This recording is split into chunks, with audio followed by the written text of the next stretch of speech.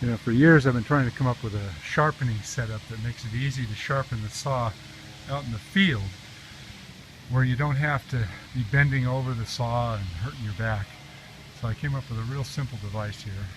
You know, now one thing really good about this little sharpening station that I built is that it holds the saw at a good height that makes it easy to stand and do your sharpening.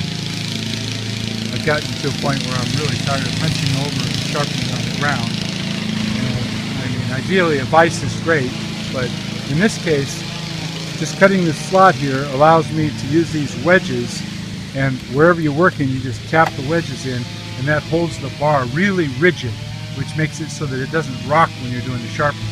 You put one here and one over here, and it makes it really fast and really easy, and you can do both sides. If you see down here, you see all these filings right here? One thing you got to be really careful of is when you're sharpening the saw and you're running the file this way, a lot of times those little filings go up in the air like a little fountain. And if you're not wearing safety glasses, that stuff can end up in your eyes. I've seen it go as high as 12 inches from the sharpening motion. Sometimes you just get this little tiny sparkle fountain, and unless you see it in the sun just perfect, you don't realize you've got that going on. Now if you put your saw, the bar on one side and the wedge on this side, then it holds it rigid against this side all the way along. And when you're filing in this direction, it keeps it from wobbling. Now if you do the other side, I found that it's easier to put the wedges over here so that the bar is up against this edge. But you can move them easily as you go. Another really nice thing about raising up your sharpening area is it's easy to look closely and see how well you're doing.